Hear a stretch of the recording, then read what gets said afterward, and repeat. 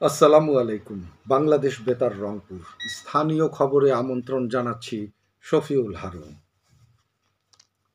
অন্তর্বর্তী সরকার ৬টি সংস্কার কমিশনের কাজ এগিয়ে নেয়ার লক্ষ্যে প্রধান রাজনৈতিক দলগুলোর মতামত জানতে তাদের সঙ্গে নতুন করে সংলাপ শুরু করেছে। রাষ্ট্রীয় অতিথি ভবন যমুনায় গতকাল প্রথম বৈঠকে উপদেষ্টাদের সঙ্গে বাংলাদেশ জাতীয়তাবাদী দল বিএনপির আলোচনা অনুষ্ঠিত হয়। বিএনপির মহাসচিব মির্জা ফখরুল ইসলাম আলমগীরের নেতৃত্বে ৬ সদস্যের একটি প্রতিনিধি দলের সংলাপে সংস্কার ও বর্তমান রাজনৈতিক পরিস্থিতি এবং অন্যান্য প্রাসঙ্গিক বিষয় নিয়ে আলোচনা করা হয়। পরে একই স্থানে বাংলাদেশ জামায়াতে ইসলামীর সঙ্গে প্রধান উপদেষ্টা সহ অন্যান্য উপদেষ্টার সংলাপ অনুষ্ঠিত হয়। উল্লেখ্য, নির্বাচন ব্যবস্থা, পুলিশ প্রশাসন, বিচার বিভাগ, দুর্নীতি দমন, জনপ্রশাসন এবং সংবিধান সংস্কারের লক্ষ্যে ৬টি কমিশন গঠন করেছে সরকার। জন্ম মৃত্যু নিবন্ধন আনবে দেশে সুশাসন প্রতিপাদ্য নিয়ে বিভাগীয় নগরী রংপুরে আজ জাতীয় জন্ম ও মৃত্যু নিবন্ধন দিবস পালিত হচ্ছে। দিবসটি উপলক্ষে সকালে কালেক্টরেট চত্বর থেকে একটি শোভাযাত্রা বের হয়ে নগরীর প্রধান সড়ক প্রদক্ষিণ করে। স্থানীয় সরকার বিভাগের পরিচালক আবু জাফর এতে নেতৃত্ব দেন। এ উপলক্ষে কালেক্টরেট সম্মেলন কক্ষে অনুষ্ঠিত হচ্ছে আলোচনা সভা। ডেপুটি কমিশনার মোহাম্মদ রবিউল ফয়সাল এতে সভাপতিত্ব করছেন।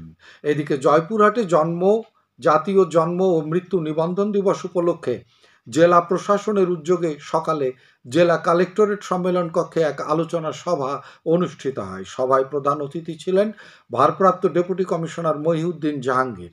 স্থানীয় সরকার বিভাগের উপপরিচালক সরকার মোহাম্মদ রাইহান এতে সভাপতিত্ব করেন। পরে একটি শোভাযাত্রা শহর প্রদক্ষিণ করে।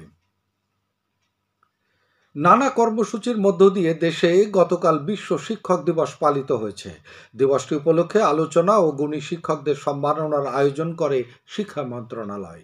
বিভাগীয় নগরী রংপুরে বিশ্ব শিক্ষক দিবস উপলক্ষে নগরীতে একটি শোভাযাত্রা বের করা হয়।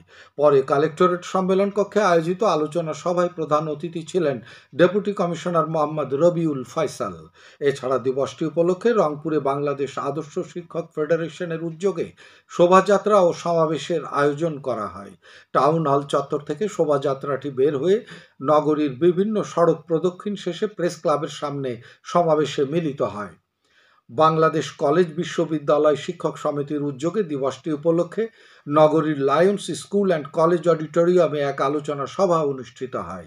এর আগে প্রেস ক্লাব চত্বর থেকে একটি শোভাযাত্রা বের করা হয়। পুলিশের রংপুর রেঞ্জের ডিআইজি আমিনুল ইসলাম গতকাল লালমনিরহাট সফর করেছেন।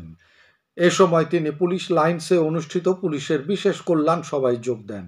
রাতে ডিআইজি পুলিশ সুপারের সম্মেলন কক্ষে জেলার আইন শৃঙ্খলা নিয়ে রাজনৈতিক ব্যক্তিবর্গের সাথে মতবিনিময় করেন। পুলিশ সুপার মোহাম্মদ তরিকুল ইসলামের সভাপতিত্বে মতবিনিময় সভায় অন্যান্যের মধ্যে উপস্থিত ছিলেন বিএনপি কেন্দ্রীয় সাংগঠনিক সম্পাদক আসাদুল হাবিব দুলু ও জামাতে ইসলামের জেলা আমির অধ্যাপক আতাউর রহমান। সভায় আসন্ন শারদীয় দুর্গাপূজায় সাম্প্রদায়িক সম্প্রীতি বজায় রাখা সহ আইন শৃঙ্খলা রক্ষায় সাম্প্রতিক নানা বিষয়ে আলোচনা করা হয়। আজ রংপুর সিটি কর্পোরেশনের ২ এবং ২৬ নম্বর ওয়ার্ডে সাশ্রয়ী মূল্যে টিসিবির পণ্য, তেল, ডাল ও চাল বিক্রি করা হচ্ছে। এছাড়াও রংপুর জেলার পীরগঞ্জ এবং মিঠাপুকুর উপজেলাতেও আজ টিসিবি কার্ডধারী প্রত্যেকের কাছে ২ কেজি ডাল, ২ লিটার তেল ও ৫ কেজি করে চাল বিক্রি করা হচ্ছে। সিটি কর্পোরেশন সহ জেলার ২০,৫৩২ জন টিসিবি কার্ডধারীর মধ্যে ডিলাররা ১৭টি স্থায়ী পয়েন্টে ৪৭০ টাকা প্যাকেজ মূল্যে এসব পণ্য বিক্রি করছেন। চর এলাকায় আধুনিক কৃষি প্রযুক্তি সম্প্রসারণ প্রকল্পের আওতায় কুড়িগ্রামের রাজীবপুর উপজেলায় ২ দিনব্যাপী আয়োজিত কৃষক প্রশিক্ষণ গতকাল শেষ হয়েছে। উপজেলা কৃষি প্রশিক্ষণ কেন্দ্রে অনুষ্ঠিত সমাপনী অনুষ্ঠানে প্রধান অতিথি ছিলেন উপজেলা নির্বাহী অফিসার তানভীর আহমেদ।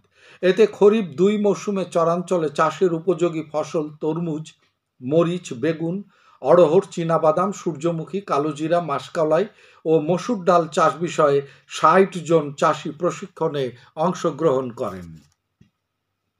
সবশেষে আবহাওয়া। আজ সন্ধ্যে ৬টা পর্যন্ত পূর্বাভাসে বলা হয়েছে রাজশাহী, পাবনা, বগুড়া, দিনাজপুর, টাঙ্গাইল, খুলনা, বরিশাল এবং ময়মনসিংহ অঞ্চলের ওপর দিয়ে দক্ষিণ দক্ষিণ পশ্চিম দিক থেকে অস্থায়ীভাবে ঘণ্টায় 45 থেকে 60 কিলোমিটার বেগে দমকা থেকে ঝোড়ো হাওয়া বয়ে যেতে পারে। সেই সাথে বৃষ্টি অথবা বজ্রসহ বৃষ্টিপাতের সম্ভাবনা রয়েছে। এসব এলাকার নদীবন্দর সমূহকে ১ নম্বর সতর্কতা সংকেত দেখাতে বলা হয়েছে। খবর শেষ হলো। আমাদের পরবর্তী স্থানীয় খবর প্রচারিত হবে বেলা ২টা ৫ মিনিটে।